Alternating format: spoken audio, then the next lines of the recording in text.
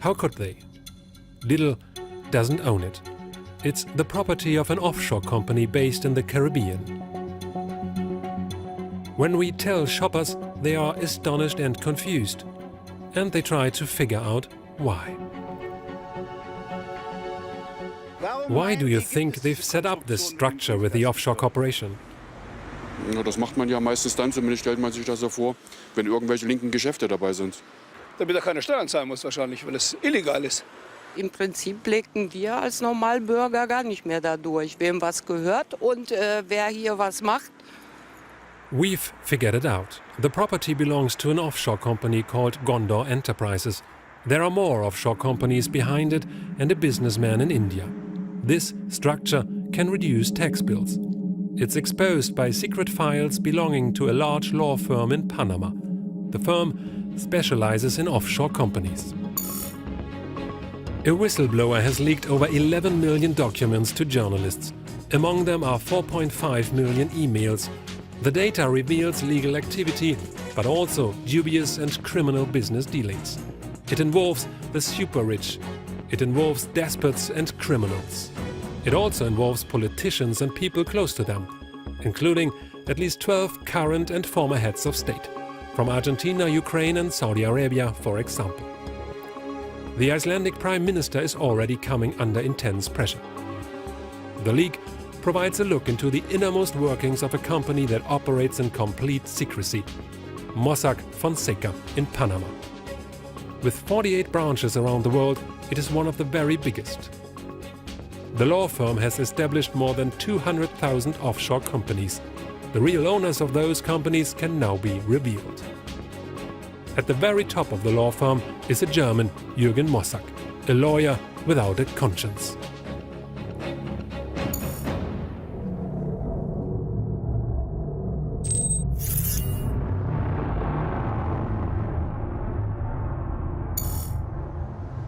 Over a year ago, a whistleblower contacted the Süddeutsche Zeitung newspaper. These are the questions the journalists posed to him.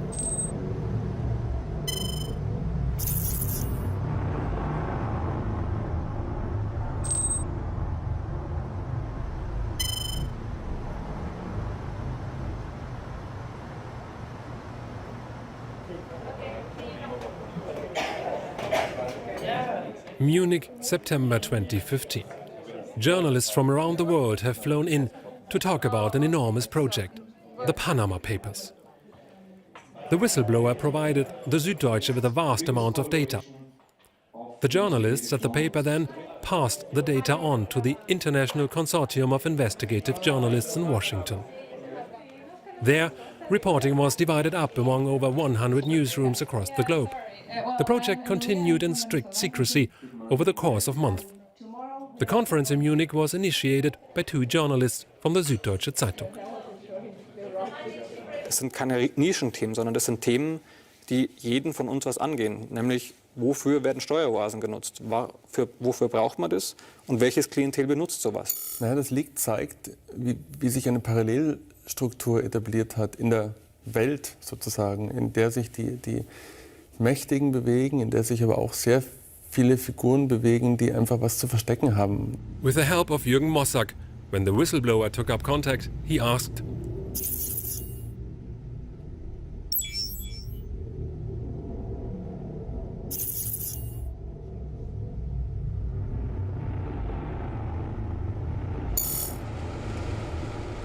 the first example is local, but it's enough to expose the duplicity of the globally operating firm Mossack Fonseca. We take a trip through northern Germany to Wilhelmshaven.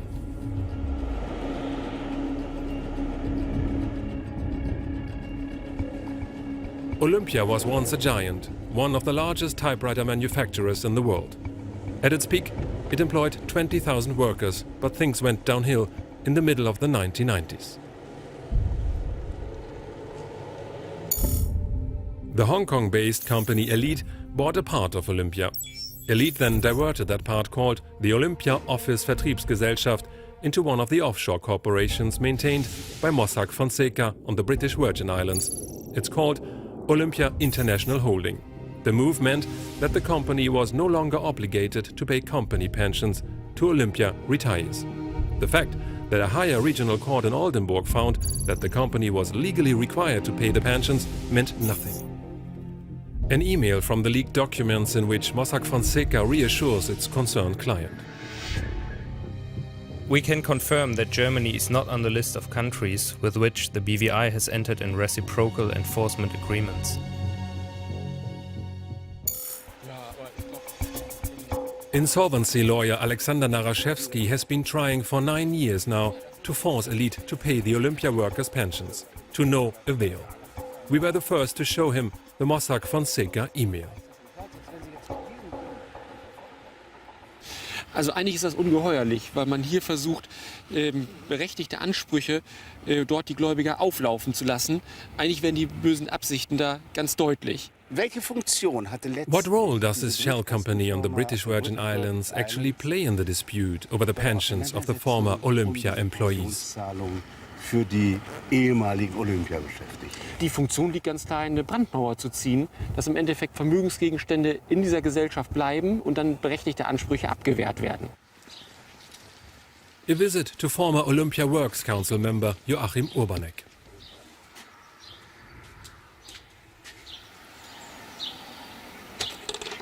Herr Urbanek? Hallo, ja.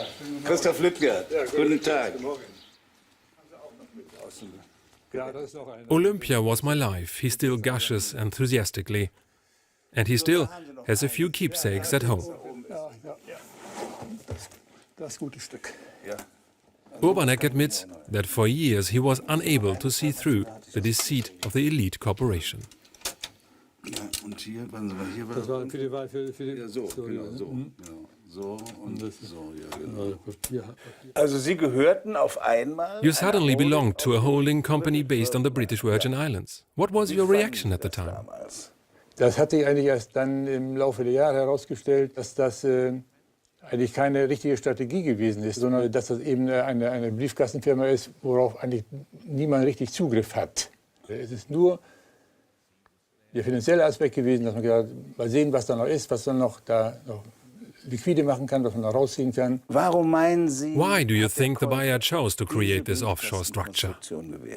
Gut, ich will das nicht sagen, dass es jetzt mit der Absicht gegründet worden ist, keine Pensionszahlungen zu leisten, dass das der einzige Grund gewesen ist. Aber es ist sicherlich ein Grund gewesen, um weniger Zugriff zu haben, dass man diese Firma auf den Virgin Islands gegründet hat. Gegenüber den davon betroffenen Mitarbeitern ist es schon eine Sauerei, wenn man überlegt, was da für Gelder verschoben werden oder nicht gezahlt werden. Because the shell company simply refuses to pay, a retirement insurance company had to get involved. Elite did not respond to our requests for comment. As deplorable as the situation with Olympia is, Mossack Fonseca also serves clients who are in a completely different league. Warlords, arms dealers, despots. Some of Mossack Fonseca's clients have been the target of sanctions from the EU and the US. One of them is Rami Makhlouf, cousin of the Syrian dictator Assad. Only years after the US imposed penalties on Makhlouf did Mossack Fonseca discontinue the relationship. Prior to that, it showed no scruples. The company's justification can be found in an internal email. If HSBC headquarters in England do not have an issue with a client, then I think we can also accept him. The data also reveal how the Azerbaijan dictator Aliyev enriches himself at the country's expense. His two daughters own at least 7 shell companies set up by Mossack. They possess the mining concessions for the Azerbaijani gold mines. Members of the Italian mafia are also among Mossack Fonseca's clients. There are also several Latin American drug barons, like Maori Chacon Rossell, the cocaine supplier for the brutal Los Zetas cartel, who was arrested 2 years ago. And Mossack Fonseca knows exactly who its clients are, such as Rafael Caro Quintero, one of the most feared drug barons in Mexico, a man who was sentenced to 40 years in prison. Jürgen Mossack personally looked after a shell company associated with Quintero. In one email he writes, Pablo Escobar was a baby compared to Rafael Caro Quintero. I would not want to be one of those he goes looking for when he gets out of prison.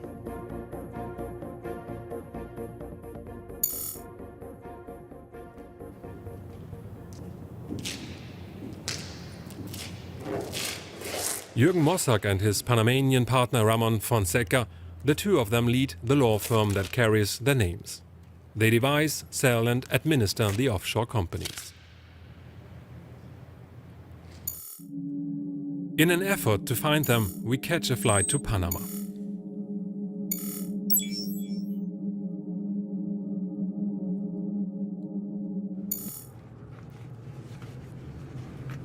We are in the Panama banking district.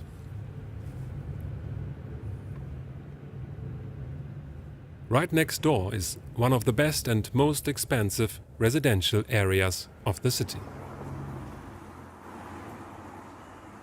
This is where he is supposed to live. The house is heavily secured.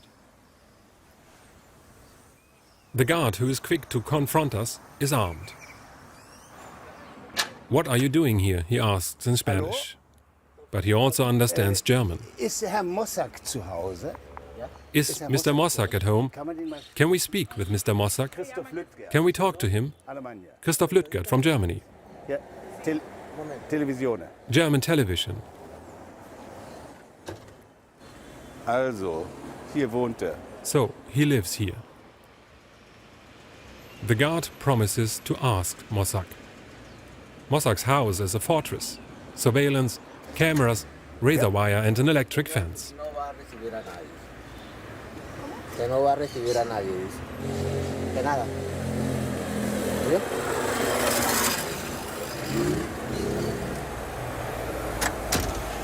Mercedes, BMW, Lexus. I was able to get a quick glimpse of 3 luxury cars in the garage. Das habe ich ganz schnell gesehen. Mossack, we had been told by people who know him well, lives completely secluded, in the shadows.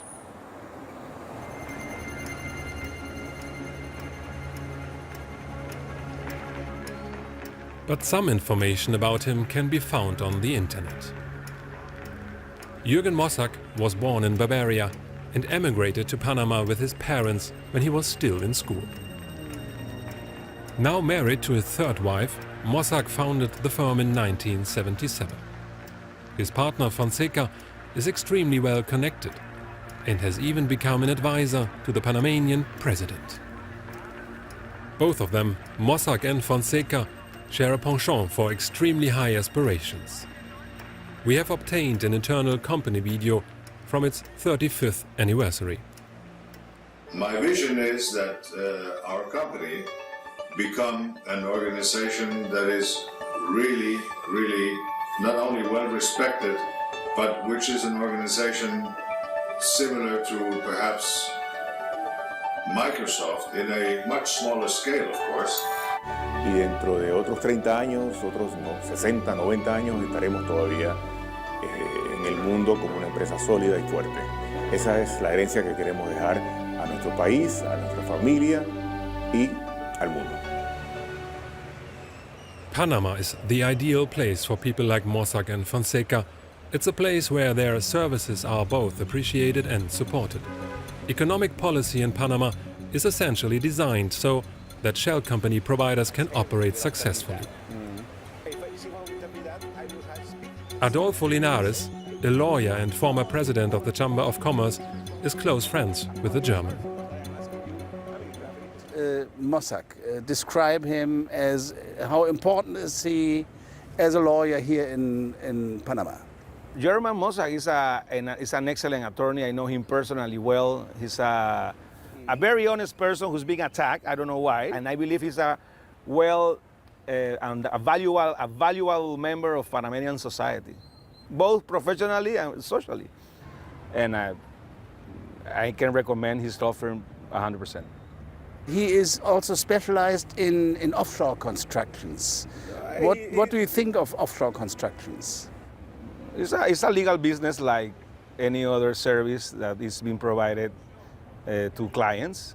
It's like if you go to you want to buy shoes, or you want to go to the doctor, and you want to go to the tax lawyer, or you want to go to you want to structure. Every man has the right to structure his finances in a manner that it fits best. As you certainly know, the discussion concerning offshore construction is very critical. Why? Why is critical? What money laundering, corruption, but I mean, hiding money. Wait. Okay.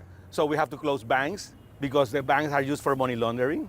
So then we have to shut down the use of knife because knife can be used for stabbing. So do you see that because those many that are probably less than 1% of the user of offshore corporate structure, then you have to penalize the 99.9% of the correct users of offshore corporates because those 0.1 do it on a bad way. That's absurd too.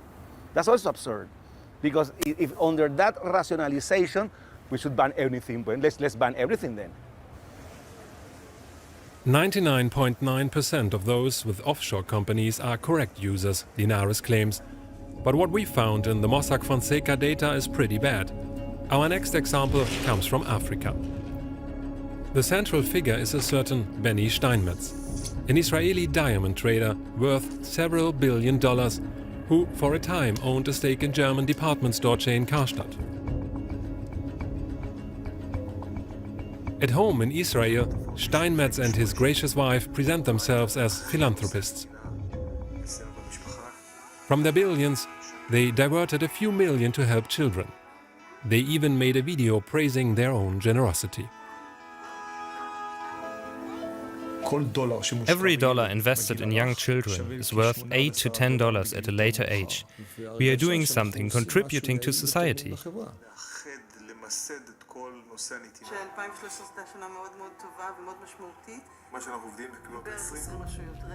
But the data from Panama exposes the self-proclaimed hero as a villain. His company, with its countless shell companies over the years, is a major client of Mossack Fonseca.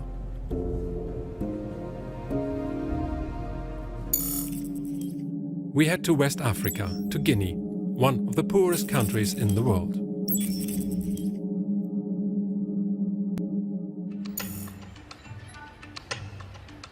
Here, of all places, is where Steinmetz sought to put together a meager deal to rob the country of its natural resources.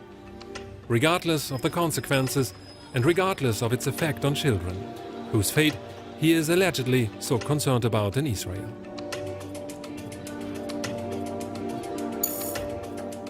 The deal focused on Simandou, the largest unexploited iron ore reserves in the world. Steinmetz wanted to secure the mining concession, so a middleman approached Mamadi Touré, the fourth and favorite wife of Guinea's dictator at the time. The two reached an agreement. To execute the deal, they had Mossack Fonseca establish the shell companies Pendler and Matinda Partners. Several $1 million were to flow through the firms to Mamadi Touré. In return for the bribe, the First Lady got her husband, the dictator, to give the coveted mining rights to the Israeli billionaire. After just a few months, Steinmetz sold half of the gifted rights on to a Brazilian company for the astonishing sum of $2.5 billion, a downright criminal return.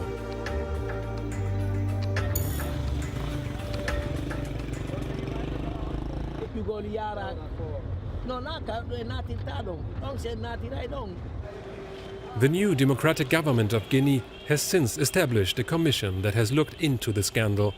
Mamadou Taran Diallo is part of it. C'est en utilisant une dame qu'on a estimée ou supposée être l'épouse de l'ancien président. C'est ça qui a posé le problème. Or, Berger, en l'occurrence, pouvait traiter, négocier directement avec l'État guinéen. À la lecture de ces contrats qu'il y a entre Mamadi Touré, Berger et ses intermédiaires de sociétés intermédiaires et d'écran, on s'aperçoit qu'il y a des pratiques uniquement de trafic d'influence et de corruption. Why do you think the two sides got these offshore, these fake companies involved?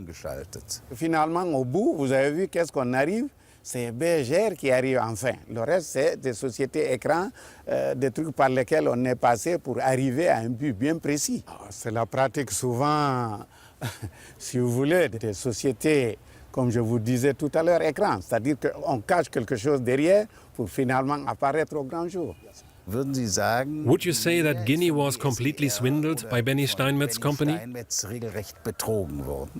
Mais absolument, regardez cette transaction de 2,5 milliards ne rapportait rien à la Guinée et le gouvernement n'y était pas associé non plus. Et on est dans un pays très pauvre. Imaginez qu'une opération comme ça pour les ressources minières de la Guinée se passe sans que ça ne rapporte rien à la Guinée et que le gouvernement ne soit même pas impliqué. The new government has withdrawn the Simandou mining concession from Steinmetz.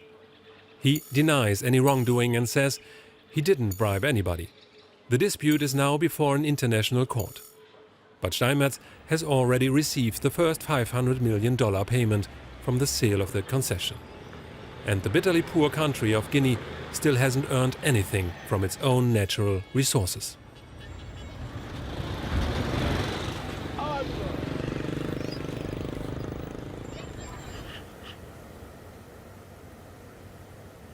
Establishing shell companies to carry out such shady deals is quite simple.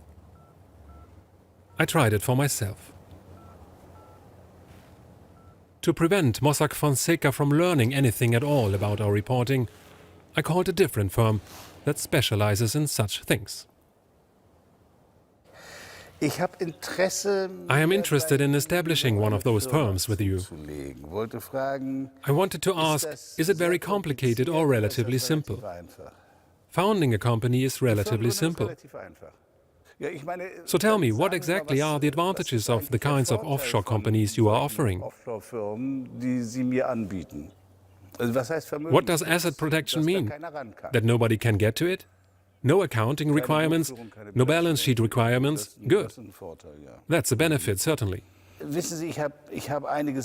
Listen, I have some money that I want to park somewhere.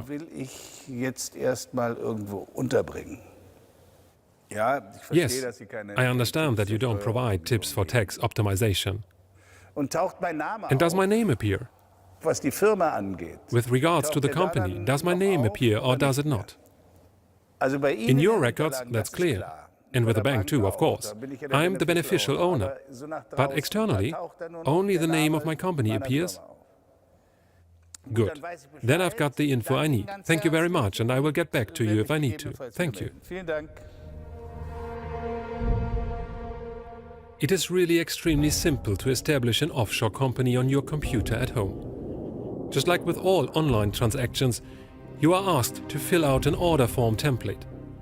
A couple of clicks, some basic personal information, and then I'm asked to come up with a company name. I choose Antje Overseas. I then transfer 3,000 euros online, and a couple of days later I receive the official confirmation. I am the proud owner, the beneficial owner of my own shell company.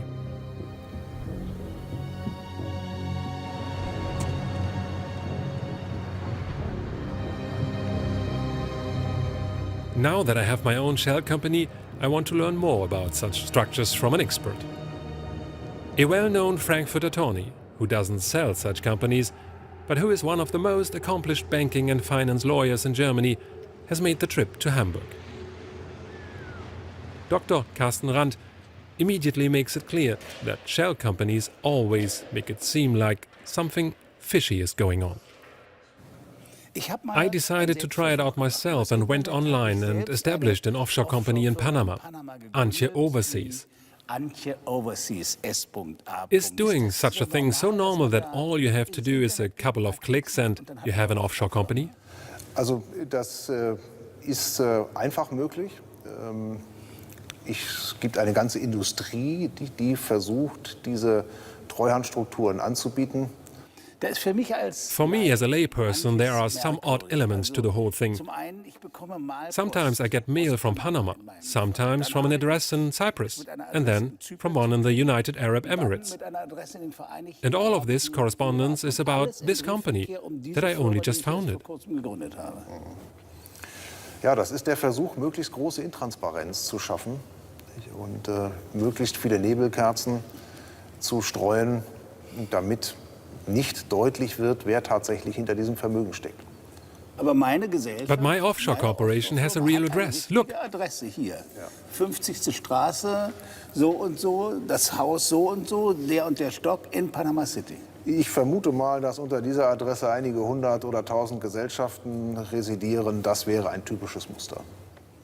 And then I've already received the minutes of an extraordinary meeting of the Board of Directors on January 22nd in Panama City. The meeting started at 9 a.m. and ended punctually at 10 a.m. You can sense immediately that something's not quite right. Das ist so. Das ist so. Es soll hier auf dem Papier der Eindruck erweckt werden, diese Gesellschaft tut etwas, diese Gesellschaft verwaltet Vermögen oder ist in irgendeiner Weise aktiv. Tatsächlich ist das aber nicht der Fall. The entire system is based on obfuscation. That's how you have to look at it. My wealth, in inheritance perhaps, or illegal income, is to be made invisible. When I founded Antje Overseas, a bank account based in Panama, or the Caribbean, or perhaps Africa, was also part of the deal. With a credit card attached to this account, I can access my concealed money from anywhere in the world without leaving a trail, even in Germany. My name doesn't appear anywhere in the bank statement, it only says Antje Overseas. How is such a thing possible? To the outside world, it looks as though 3-4 directors manage Antje Overseas. But these directors don't even have to be real people. They can also be shell companies. I can use my company Antje Overseas to hide, transfer or conceal wealth. Only the bank that holds the account and the shell corporation's operating company, such as Mossack Fonseca, knows that Christoph Lüttgert in Hamburg is behind Antje Overseas. But as crazy as the structures behind Antje Overseas might seem, they are entirely legal in Panama.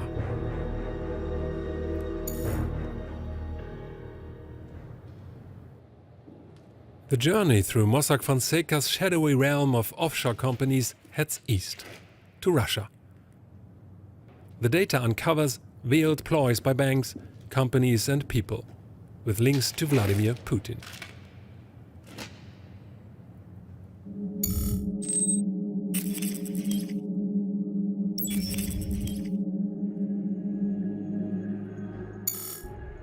St. Petersburg, Putin's birthplace and hometown. The center of the personality cult that surrounds him. Putin, Putin. Da ist Putin, ja. Ja, dieser Putin. Putin und... The Russian leader's image is constantly stage-managed, not just for state propaganda, but also for tourists and ordinary people. You'll find Putin as a wooden matryoshka doll with all the others in sight. Putin's likeness is on caps and t-shirts. Putin the patriot, Putin the hero, Putin the Superman, athletic, burly, tough and heroic. Putin loves this image, but when it comes to money he prefers a more frugal one. He tells his people that he earns just over $12,000 a month.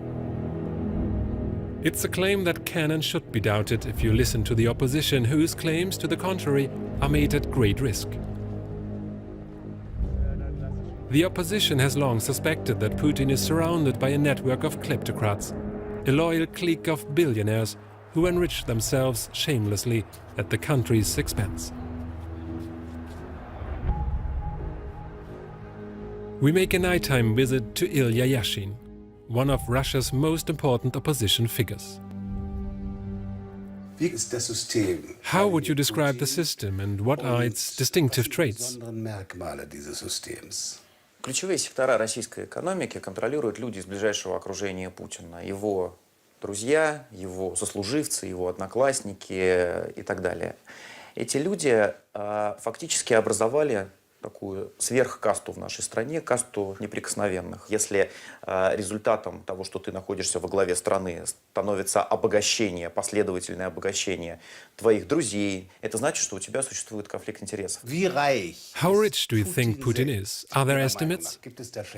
Огромное количество людей живет за чертой бедности, больше 20 миллионов. Но верхушка России, руководство России, окружение Путина и сам Путин купаются в роскоши все годы пребывания у власти. Это стало возможным благодаря полному отсутствию контроля со стороны гражданского общества, со стороны парламента. Для того, чтобы собрать доказательства, необходимо полноценное следствие, необходимо полноценное парламентское расследование. И я убежден, что поскольку этих людей давно уже никто не контролирует, любое расследование установит значительные факты коррупции в путинском окружении. The Mossack Fonseca data leak reveals new insights into the complex financing system used by those at the very top of Russian society. Confidence of Putin appeared to have cycled $2 billion through offshore companies. Even for those well informed on the subject, one name that pops up in the data comes as a complete surprise. It is that of Russian star cellist Sergei Roldugin. We attend one of his concerts in St. Petersburg. Roldugin, the artist and musician, but perhaps more important is the fact that he is a close friend of Vladimir Putin from his university days. He's also the godfather of Putin's oldest daughter.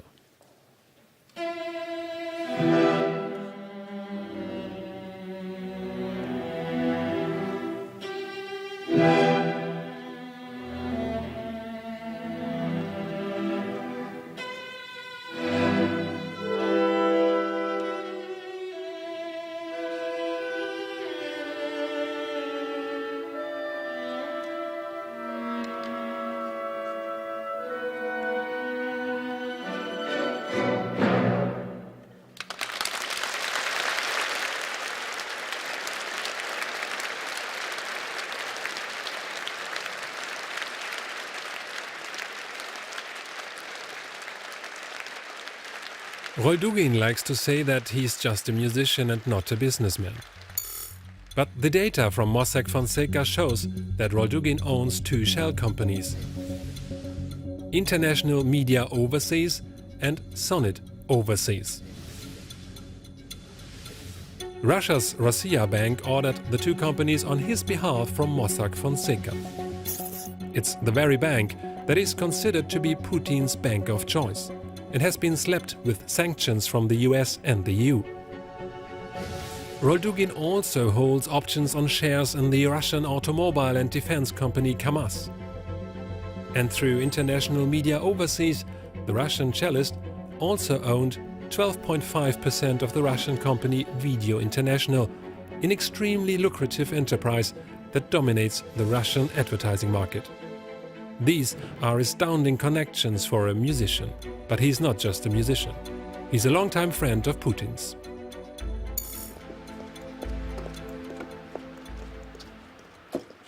In Russia, the only people familiar with the Mossack Fonseca data are journalists at Novaya Gazeta.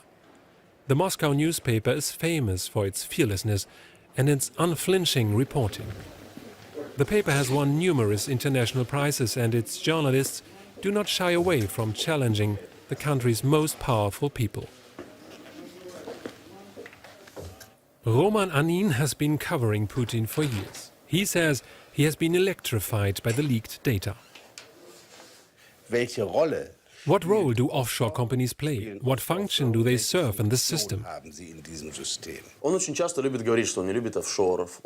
Putin often stresses his rejection of shell companies.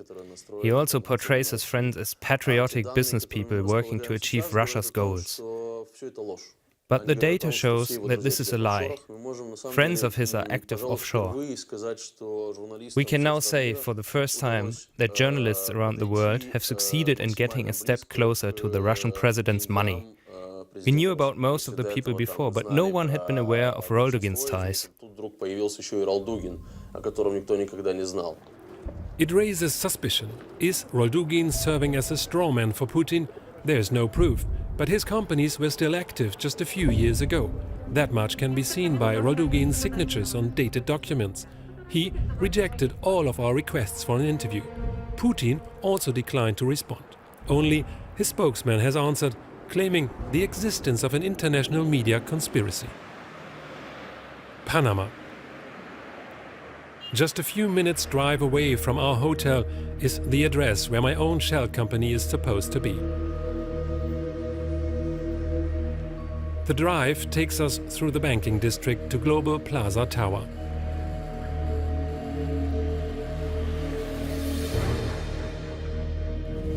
Is it a huge building?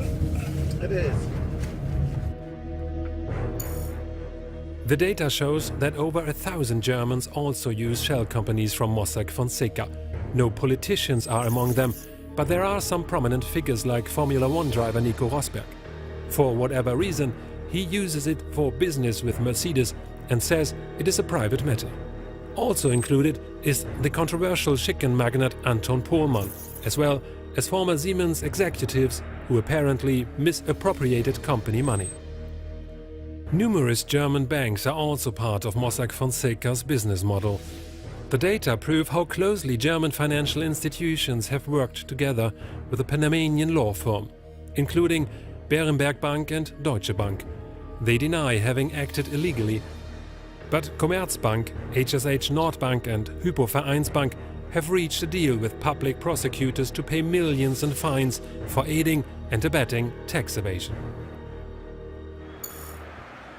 Now I'm actually part of the offshore world. After all, I have my own shell company, Antje Overseas. Its offices are supposed to be located here, in the Global Plaza Tower. At first, they don't want to let me in, probably because they have never seen anyone idiotic enough to take this game seriously. I want to go to the 19th floor. In any case, there is confusion in the lobby over the fact that I actually want to go to my office. Antje Overseas. Here you can see it's my company. But you see, I have an office here. Company, everything is written here. So, and it's, okay, in the 19th floor, I go up, okay? At some point, the doorman caves in to my insistence and lets me by. But the floor plan down in the lobby shows that my 19th floor is suspiciously empty. Sweetheart. So now I'm excited. I'm going to see my office. What I find on the 19th floor exceeds or falls far short of all my expectations. It's a spacious void with a fantastic view of Panama's banking district. It would actually make a nice office.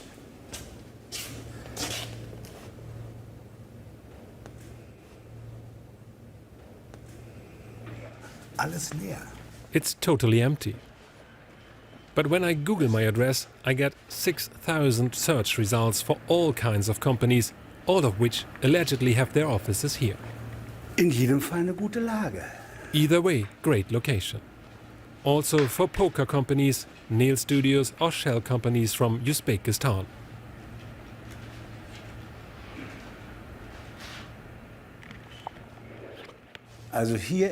So here on the 19th floor of the Global Plaza Tower is where my Antje Overseas is supposed to be. Ist angeblich meine Antje Overseas SA. I've walked through the empty rooms, run down and in need of renovation.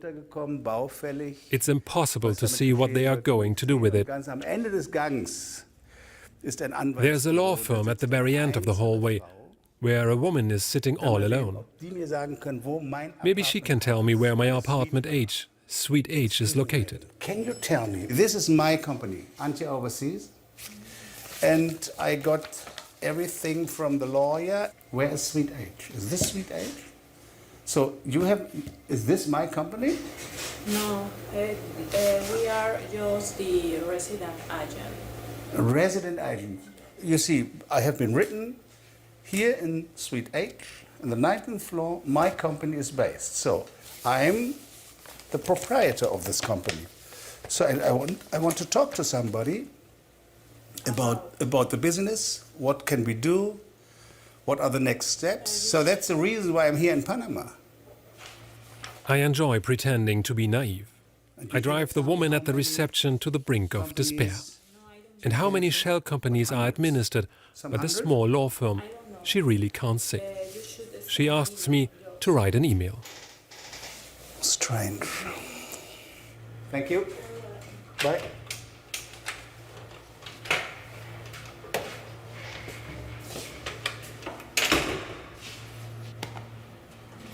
Here, on the empty floor of a shell company that I could use to engage in the dirtiest and most lucrative activities without anyone back home noticing. I'm beginning to understand Mossack's business model better and better.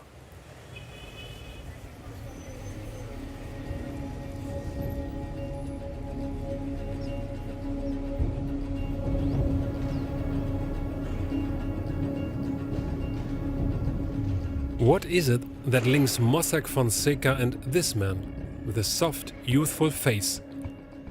Icelandic Prime Minister Gunnlaugsson with a shell company, Wintris.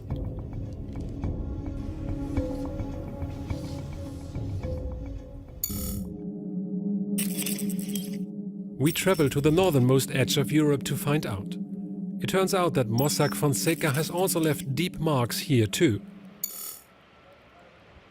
In Iceland, of all places. There's a memorial right in the center of the capital city, Reykjavik, unintentionally commemorating the hubris of a year in which any concern about money was thrown out of the window. It's an architecturally spectacular opera house and conference hall, but also extravagantly large for a country of only 320,000 people. The mass protests of 2008 till 2009 are still etched into the collective memory, unforgotten even today. That's when the bubble burst and most Icelanders lost lots of money. The three largest banks were playing in the big leagues and amassing 75 billion euros in debt with their reckless lending policies. The country was on the verge of bankruptcy.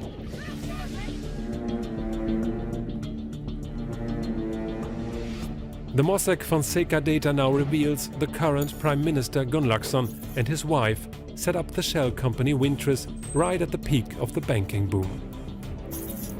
The wealthy couple bought just under $4 million worth of shares of Icelandic banks. They wanted a seat at the table for the giant game of Monopoly taking place at the time. The Prime Minister kept all of this secret from the people of Iceland.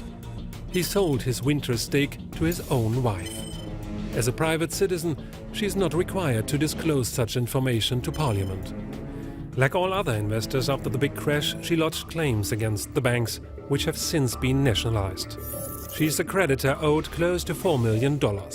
Her husband, meanwhile, is responsible for deciding what happens next with the banks. It's a problematic tangle of interests. All of that was to have been kept under wraps forever, and it worked for quite some time. But the Mossack data trail extends all the way to Iceland. We paid a visit to Johannes Kristjansson, the only journalist in Reykjavik who has been briefed on the data. He has a reputation for being a tenacious investigative reporter. He lives far outside the city in an unassuming residential development. Christoph is my name. Nice to meet you. Nice to meet you. Welcome. Thank you. It may seem excessive, but Johannes covers his windows when working on the story. He worries that someone outside might be able to discover his reporting. Do you feel isolated? Lonely? I feel isolated because I can't tell anyone about this story, because Iceland is a small country, and I mean, this is really important. This is the biggest story I have ever worked on. If this comes public now, what could be the consequences? I think, when people see what went on behind the curtain, I mean, people will get angry, but I think the business elite and and the political elite in Iceland, they will hate me.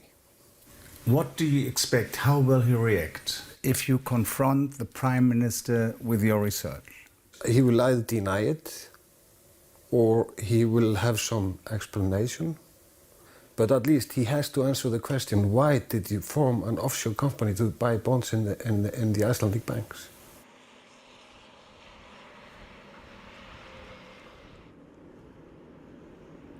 A few days ago, the showdown in Reykjavik, together with Swedish television, which also has been made privy to the data, Johannes has an appointment for an interview with the Prime Minister. At first, Johannes stays in the background. His Swedish colleague was to begin with friendly small talk, like usual. But then, quite soon, a warning shot. What do you personally think about people and companies that are using, well, tax havens for hiding assets, for example?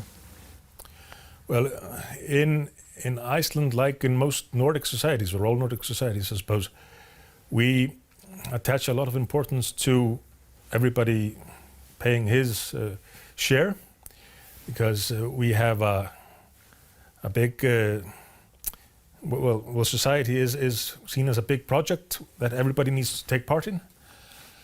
So when somebody is cheating the rest of society, it is taken very seriously in Iceland. What about yourself, Mr. Prime Minister? Have you or did you have any connections yourself to an offshore company? Myself? No. Well,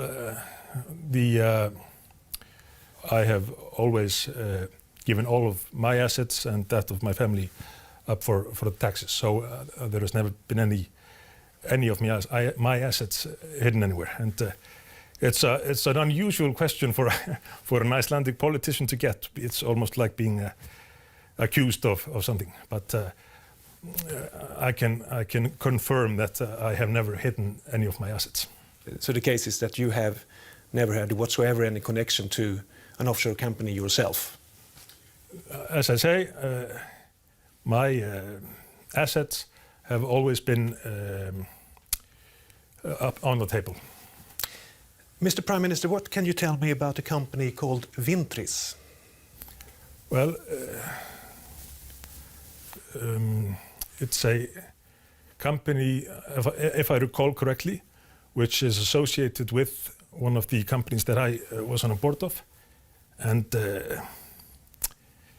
had an account, which, as I mentioned, has been with the tax on the tax account since it was established. So now I'm starting to feel a bit strange about these questions, because it's like you are accusing me of something when you are asking me about a company that has been on my tax return from the beginning. It must be okay for me as a journalist to ask a Prime Minister about personal... Certainly, but you are indicating that I have not paid taxes on it. Then Johannes joins the discussion and the Prime Minister has trouble maintaining his composure. He stands up and lays into him.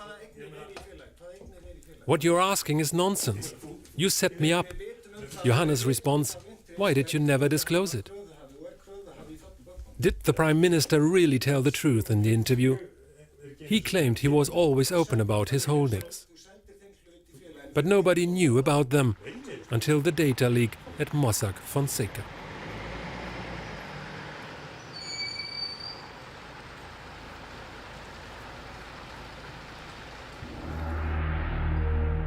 The results of our visit to Panama. We didn't get the chance to speak to Jürgen Mossack, the founder, seller and operator of countless offshore companies. All requests were met with meaningless responses and we were denied all requests for interviews. No answers were provided about Mossack's dubious clients, the drug bosses, warlords, diamond merchants, government leaders and their friends and dictator cronies. They and thousands of others can be found in the Mossack Fonseca client data made public through the leak.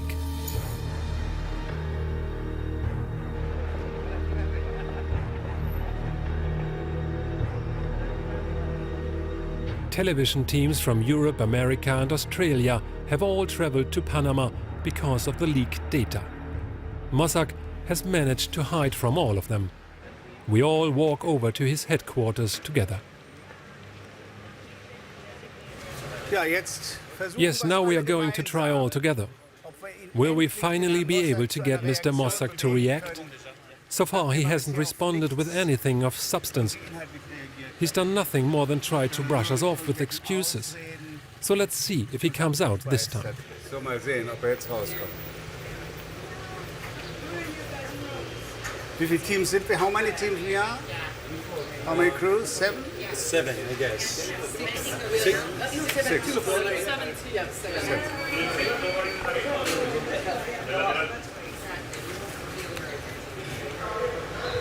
Nadie me va a atender. Pero ¿por qué no me habían dicho? Pero usted me acaba de decir que no nos van a atender. Yo quiero saber quién le dijo que no nos va a atender. ¿Qué persona? ¿No sabe?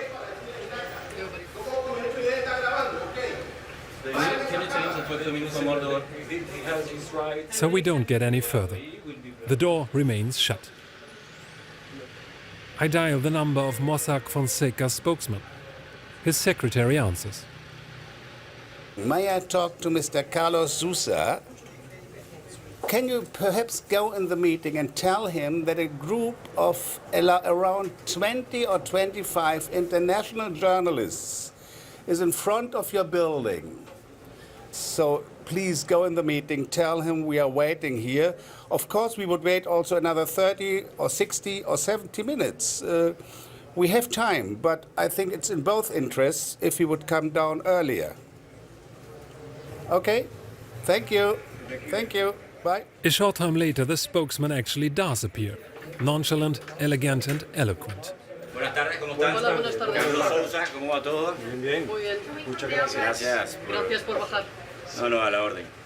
Yo a ustedes les voy a entregar un comunicado, ¿verdad? Creo que ya le hicieron algunos al respecto, entonces para que lo tengan ahí a la mano. Usted no nos podría, porque estamos en televisión. Sí, entrevistas ahorita no vamos a dar por ahora, no es parte de la política de la empresa.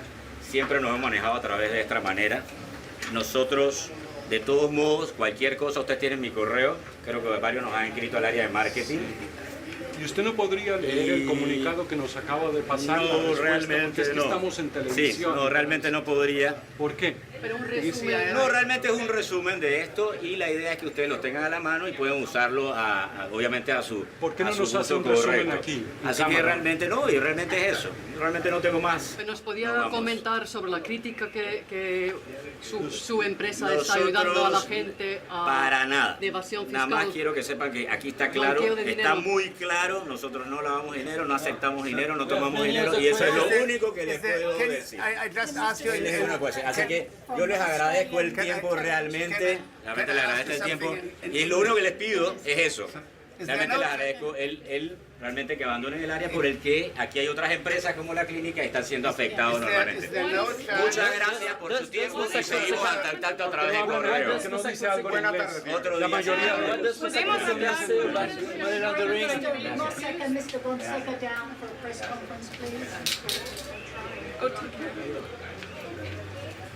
Buen día. It says about the Argentina case. We've been familiar with the central claims of the press statement for some time. It is repeated constantly. Mossack Fonseca is proud of its activities. It doesn't violate the laws of any country, and it doesn't participate in any money laundering. And if they find any criminals or other questionable figures among their clients, they drop them immediately. The letter, though, was drafted before Mossack Fonseca knew that private company data had been leaked.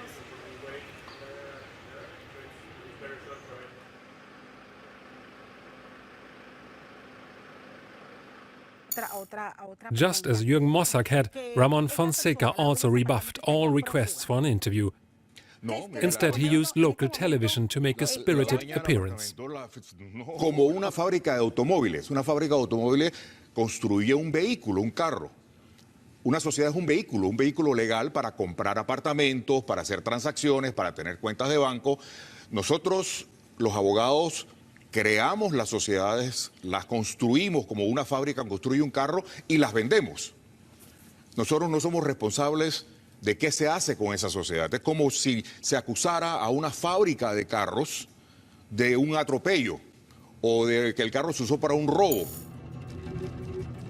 But on the day after the crowd of journalists appeared before the company's headquarters, Ramon Fonseca resigned from his office as an advisor to Panama's president in order, as he explained, to prevent damage to himself, his company and his country.